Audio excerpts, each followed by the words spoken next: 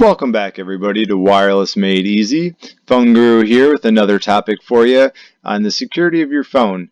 There's a couple topics we're going to cover here, from the basic overall lock screen and method to make sure when nobody else can access your device, and then a couple other things within the security settings. So let's go ahead and open up the settings however you feel most comfortable. And again, on some of these devices, you're going to go ahead and see it in a multitude through the tabs of menus here for you. Or on some of the newer devices, it may all be in one list. What you're going to want to search for is going to be lock screen and security. Sometimes it may say fingerprint, but usually it will say something to that accord, and you want to click on that. The first kind of topic up here is usually going to see lock screen. So the lock screen type, if you click on it, has a few different options. The newer phones might even have options for iris scanner or facial recognition or fingerprints, but for this basic tutorial we're going to go ahead and stick to some of the originals. The swipe method is not a security method. It's more of a pocket dial deterrent. So in other words, when you hit that power button in your pocket on the side of the phone, it doesn't actually light up and then you start clicking buttons.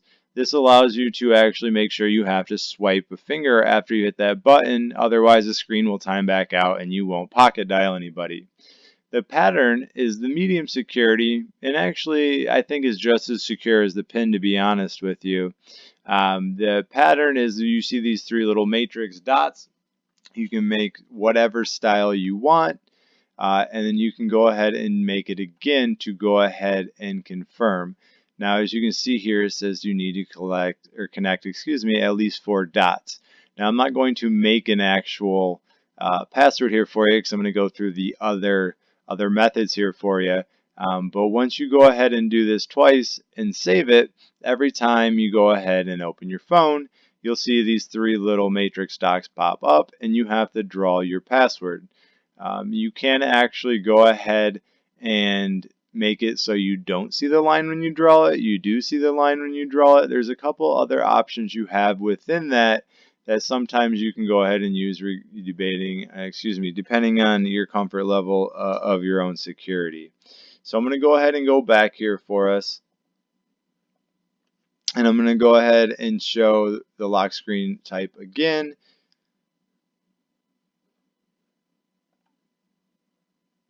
Okay, so I'm going to go ahead and go back here for us and show the other,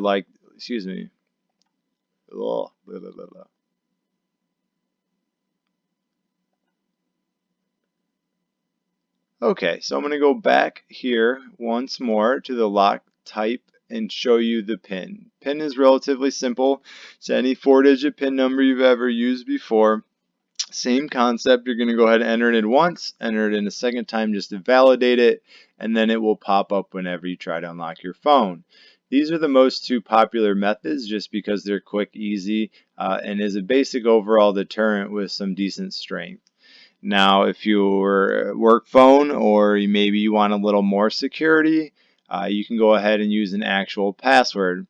This is going to be the least amount of requisites needed for a password, meaning it can only be 4 characters and doesn't need any capital letters or special characters that are required, but you can make it as complex as you want. The reason most people deter from this is simply because nobody wants to enter a 20-digit or character password every time they open their phone. So most people outside of the business world don't usually use a password for their lock screen, but it is an option for you. Okay, and then of course you have none. So if you're one that doesn't care much for security, I still don't recommend this. I would still do the swipe just so you don't pocket dial people, but the option's truly up to you. As far as the other menus here, you can choose some basic, animations to them to kind of personalize the actual unlock screen.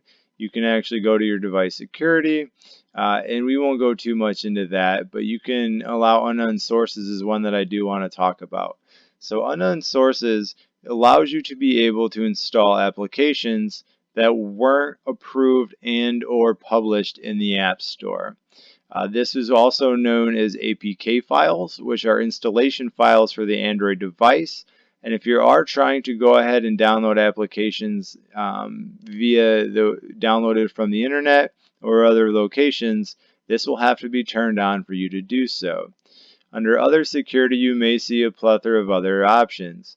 You can go ahead and encrypt your device. If you go ahead and read through all this, really you shouldn't be playing around with this unless you really need something to hide, or this is a business phone with a lot of proprietary information on it. The overall principles in this are really just to put a lock screen on your phone, just to make sure that your information remains private, even if it's just in the event of somebody steals it or you lose it.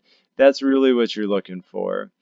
If you go down a little bit more where it says privacy and safety, this is the second part that I wanted to talk about. The location services is one that we get questions on all the time. People think either they're spying on them, or I don't want anybody to know where I am. Technology is evil. The bottom line is they're not wrong and they're not right. Certain applications do push the boundaries in some of people's opinions, and some, well, it's just needed for basic use. So what I mean by that is, let's just say you can use your application settings for each individual app. So if I have more applications downloaded, let's just pretend I have the Waze app down here for GPS services. If I don't have that allowed to use my GPS and location method, it's not going to work, right? GPS needs to know where you are for it to tell you where to go. Just kind of basic knowledge. But let's say I also had Facebook down here, and I don't need Facebook knowing where I'm going all the time, because those companies are just going to data mine that information and use it to force target marketing toward you. And that's not necessarily anything anybody really needs.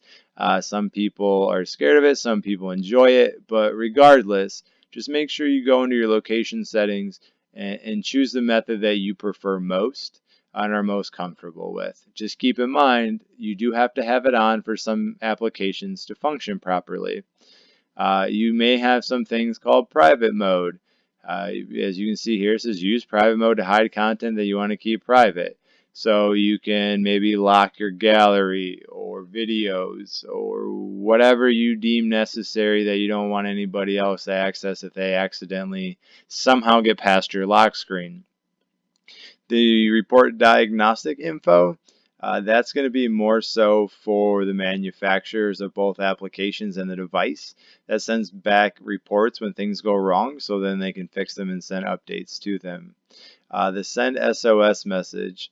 This is, it varies from phone to phone. So I'm not going to say that this is something that you're going to find in the same setting everywhere, but most phones have a similar option for you. The power key here, so this one says press the power key quickly 3 times. Some of the new iOS devices, you hold down the power key. Some alert 911. Some will go ahead and quickly call your in case of emergency contact that you have stored in the phone. Some send a message. You can attach a picture. You can attach audio recordings. All by default, meaning it'll just record when you go ahead and send that in case of an emergency.